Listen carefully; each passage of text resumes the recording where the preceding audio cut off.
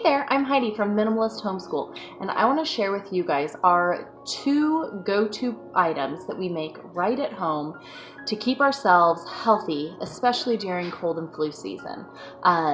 When these are taken on a daily basis in small amounts, our family sees practically no sickness the entire season long, even when everybody else is getting super sick.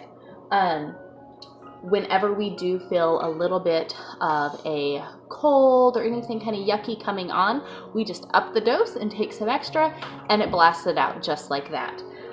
Our problem this year is I have been super slacking on it. It's totally my fault. We haven't been taking it every single night, and our whole household this week started feeling a little sick. So I'm going to make new batches and show you guys how we do it.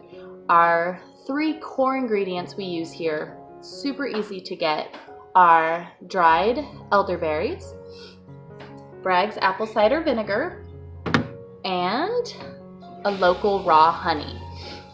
I try to make sure that we are getting everything as close to the way God made it as possible. So organic, local, raw is always what I look for in stuff. Elderberries you can get on Amazon. I will link them down below in the description. I get 1 bag for the season of dried elderberries. I just keep them in a glass mason jar, and this will last our family the entire cold and flu season. And there are 6 of us, but 5 of us that take it. Olivia's a baby. She's still nursing, so she gets it through me. We get that. I get a local raw honey to where we're at to use in. I use honey for a lot of things, but definitely with this stuff. And then with apple cider vinegar, I just buy, I don't know if I have it up here, but I buy the huge, I guess gallon jugs of Bragg's organic apple cider vinegar. It has to have the mother in it if you're out looking. So it must be that. I get the Bragg's, it's organic, it has the mother, it's fantastic. I get it and then just add it into this glass container, so that way I have it easily accessible, and I like to store things in glass, not plastic. So these are, I'm going to show you how we do our apple cider vinegar juice shots. If you have ever tried to take, can you please?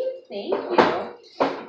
If you've ever tried to take apple cider vinegar before and were like, this is disgusting, I could never do that, I understand. I agree with you completely, because I think apple cider vinegar is absolutely disgusting and I can't stand it either. But I have a little trick. Yeah, it by itself really gross. If you do take it by itself, my brother did find that if you eat a pickle immediately after taking the vinegar on its own, it like cancels out the vinegar taste. So there is a tip for that. But we make these apple cider vinegar juice shots that even our youngest, our 5-year-old, she drinks them, no problem. Will you please go let Lola out? Thank you.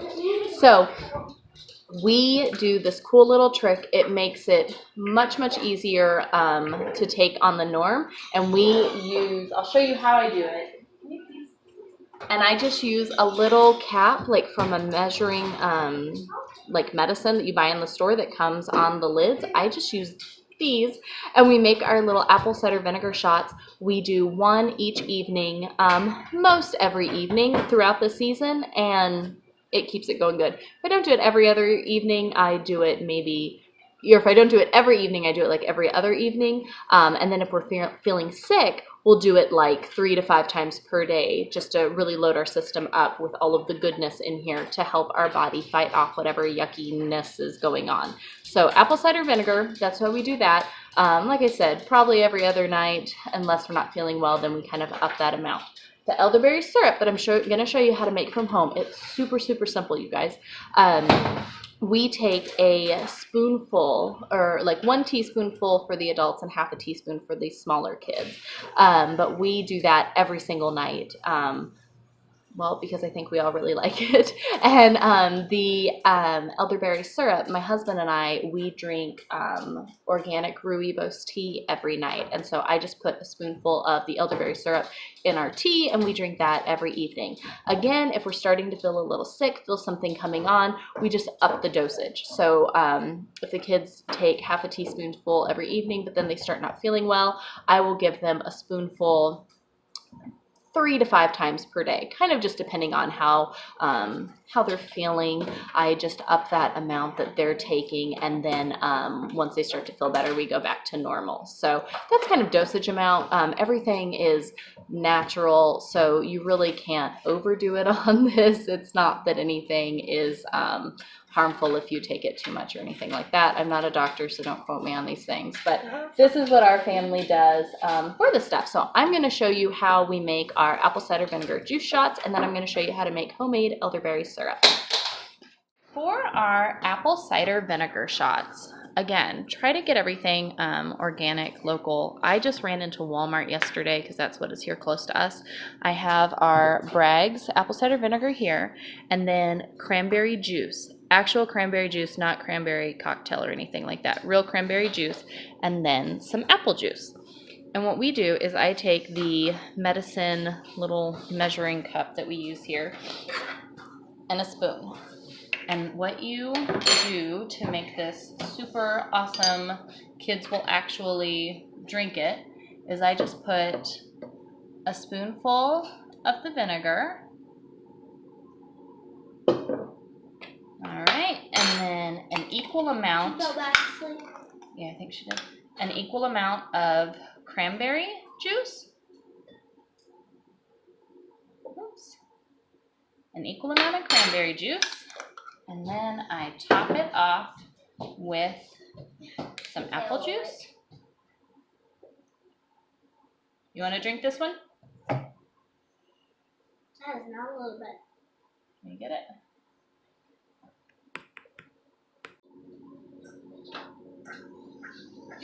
Good still. Thank you. You're welcome. I love you. Feel better? A little bit. A little bit. That's good. We'll do some more later, and that'll help. Yeah, it still smells like vinegar. That part is yucky. Lily will sometimes plug her nose because it does still smell like vinegar. But when you take the vinegar and you add in an equal amount of cranberry juice, makes a huge difference. And then just some apple juice. If you want to dilute it some more, you can put it in a bigger cup and do more apple juice. So still do like 1 spoonful of apple cider vinegar, equal amount of cranberry juice, and then just add more apple juice to it. We like to do it in the little kind of medicine cups, just because it's a smaller amount. It's a quick, take it down, do a shot of apple cider vinegar, call it a day. Stinks, huh? Good job. I need to eat a pickle. Goodness, I think I'm getting a little used to it. You do. Once you do it, like the first couple nights, I feel like every year, like come cold season, first couple nights you're like, whew, because it does have that vinegar-ness to it. But the juice definitely helps, and I feel like after the first couple times we do it, it really gets better, and it's not that bad. Not too bad? Yeah, a little. Yeah, it's not that bad. You'll be slugging it down in no time. We'll go ahead and show you how to make the homemade elderberry syrup. And again, I will link down in the description like the elderberry that we get and use. I would really like to grow elderberry. That's kind of one of my possible goals for this year. I think would be awesome to grow and have fresh elderberry, but we're not there, so I order off of Amazon. I have my elderberries here. I'm pretty sure even a lot of the like local health food stores and kind of more like organic food stores and stuff are carrying them. Some people have found sometimes, so definitely worth checking out as well. So we use elderberries, and you'll need honey. Like I said, I always try to get a local raw honey, and you can use honey for a million different things if you don't have that already. You'll want some ground cinnamon. I would like to get my spices. You can get the organic spices at Aldi for a great deal. You'll also need some ground cloves. I don't have any. These are non-GMO. I don't have any organic cloves, but I've got those. And then you'll need some ginger. I like to get fresh ginger, but you can use ground ginger if you need to. Ginger, again, is another great healing food that you can use. Add a couple slices into your tea, or add it into different broths and soups and things. Ginger is a great thing to have fresh, and you can get it over in your produce aisle at the store. So we'll use some ginger for that too. And then just some water. There are recipes you can make this in your Instant Pot if you have one of those. That's what I made our batch in this last time with our friend, with her Instant Pot. I love doing it in the Instant Pot. I think there's even some kind of science behind it that the Instant Pot might preserve more out of it, but I don't have an Instant Pot, so we're just going to make it on the stove top. So I'm going to show you guys what we use here to get a batch of elderberry syrup made. All right, you guys can definitely look up too. There are a million different recipes for elderberry syrup out on the internet. Some even include the apple cider vinegar in them. So many different ones out there, so you can totally play around with it and do what works best for your family. But this is what we're going to do. Super, super simple. Something to note, elderberry does stain. So metal, just think about when you're doing it, what you're doing in case you get it on something. Know that you could totally end up making a mess with it. So I'm going to take here this batch and put 2/3 cup elderberries in. Let me measure that out.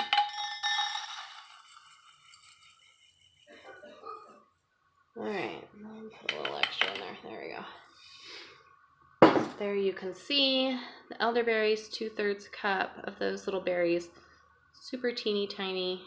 You can see them on there. Super teeny tiny little dried up ones. If you're using fresh, this amount will be different. But for dried elderberries, 2/3 cup, just dump it in a big old pot. And then I'm going to add a teaspoon of cinnamon. Maybe somebody can prove me wrong. I really think the spices we're adding here are more so for flavoring. I really don't feel like there's enough of any of them for it to make a huge difference as far as the medicinal benefits of it.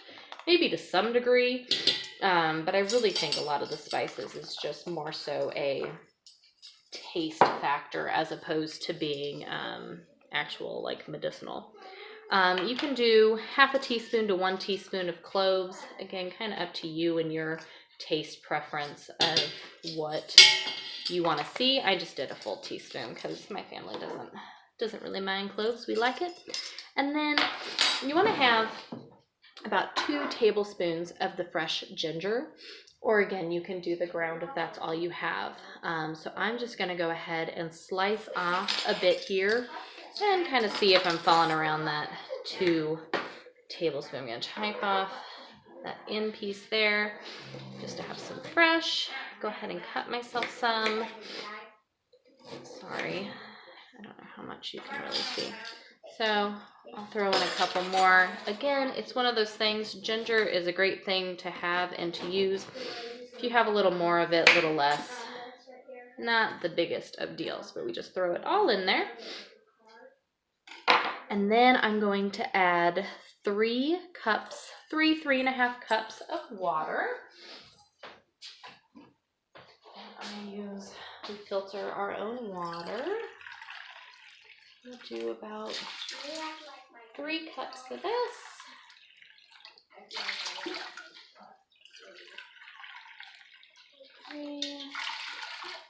We'll go ahead and give us an extra 1/2.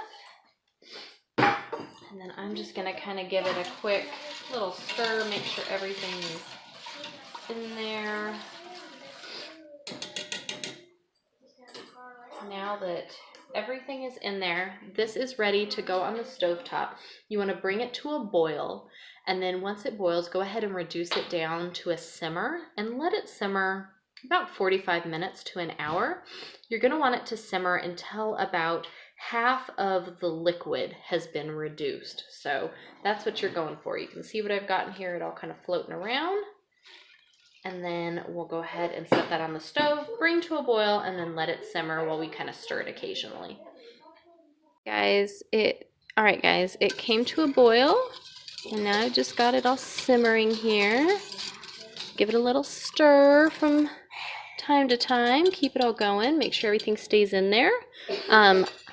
The kids could all tell once it got going. They were like, oh, you're making elderberry syrup. We can smell it. I think it smells good. I don't think my husband thought it smelled so good, but I think it does. I don't know how much you can really see with the steam of the pot. It's really cold in the house, so we're very steamy here. But we're going to let this keep just going like this for about another 30-45 minutes or so until half of the liquid has been reduced, and then we'll show you guys the next step. Alrighty, I have let this simmer and have been stirring it for about the past hour. There is more in it. I went ahead after I stopped the video. I decided to just go ahead and do a double batch. And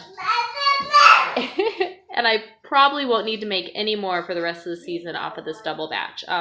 Maybe one more towards the end of the season if it kind of cold lingers on for a while, depending on when spring shows up for us, but I think that'll be it. So once you've done all of this and it's simmered, you've seen the amount of mixture reduced by about half.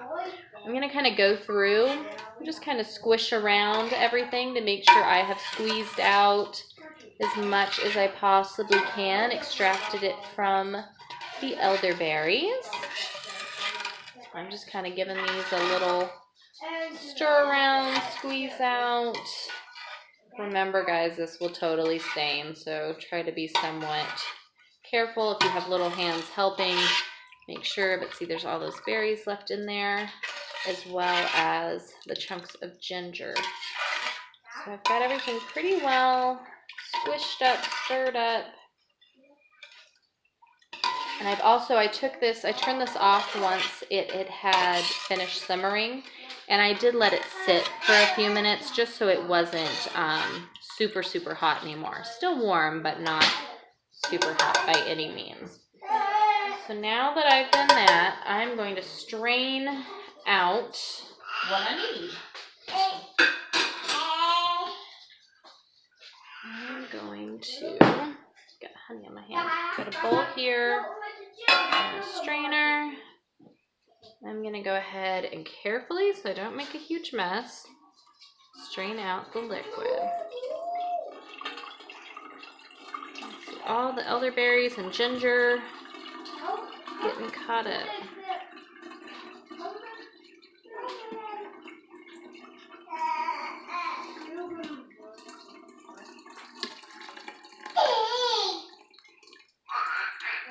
Good morning, Miss Olivia. She got up from her nap, so she is a happy baby now. Alright, I'm gonna make sure we've got all we can possibly get. Our magical elixir.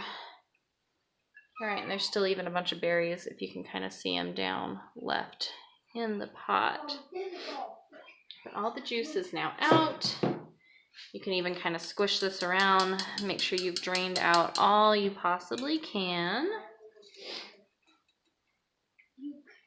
I take all of this organic waste here of the ginger and the berries, and I throw it out in the compost. Chickens might peck at it. I can't remember if they did last time or not, but they do at the ginger, so I'm just going to put all of that out there for them.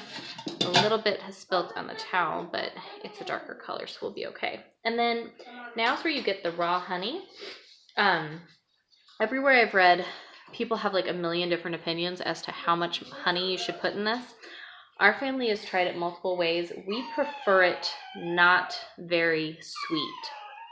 Lola, shh. We prefer it not too sweet. So I usually put more like half a cup in, but anywhere half a cup to a cup of honey. Again, I doubled this batch up, so I'm gonna put in a full cup of honey since this is a double batch here. And you want to put the honey in once the syrup is it can be warm, but closer to room temperature. You don't want to put it in when it's still super hot. So make sure all of this honey gets in here. And then I am going to go ahead and just mix this up until it's all good and combined. That's most of it anyways. So we'll go ahead and mix that honey up in there. And I've got this large mixing bowl here now, just full of syrup. Well, they call it syrup, but it's more like a juice. It really isn't syrup texture. The texture will stay consistent, more of a juice. Obviously, a little bit thicker if you put more honey into it. For our family, it's more costly the more honey you put in it, especially if you're using a good local raw honey and not just like a cheap store-bought honey. And my family just didn't like it super sweet like that. It was too much. And we like honey, so, but again, personal preference. So now that I've got this, now I have the chunks of honey are gone. It's all well dissolved. I will go ahead and pour this mixture into a couple of glass jars. You can use mason jars. I use those, or I have actually an old glass honey jar that we will pour these into. And then each evening I keep them stored in the fridge, which I can even show you because I need to pull out my old jar. Let me show you. So we keep them in the fridge. Right here, up on the top is it's an old honey jar, but this is what was left, our last little bit of elderberry syrup we were kind of holding on to. But we keep it right there in the fridge, and that way every evening we can take a spoonful, and again, play with how much, oops, all my spoons are getting washed. Play with how much works for your family. A teaspoon for the kids, half a teaspoon to a teaspoon. Some adults will even do as much as a tablespoon. I just grab a spoon and put some out. Some nights we have more, some nights we have less, to be quite honest. And then, like I said, I will just take mine and my husband's, and this is our organic rooibos tea that I can link down below too if you want some rooibos. But I just put it in our tea at night, and we drink it all together. So that is how we make our, do you guys like my fancy camera stand? I'm using cracker boxes to get the camera up at the correct height. But this is how we make our elderberry syrup, and then how we make our apple cider vinegar juice shots. And that is what our family uses to keep us feeling healthy, feeling good all season long. So I'm gonna get this put in a jar so that way my whole family can get in here and take some.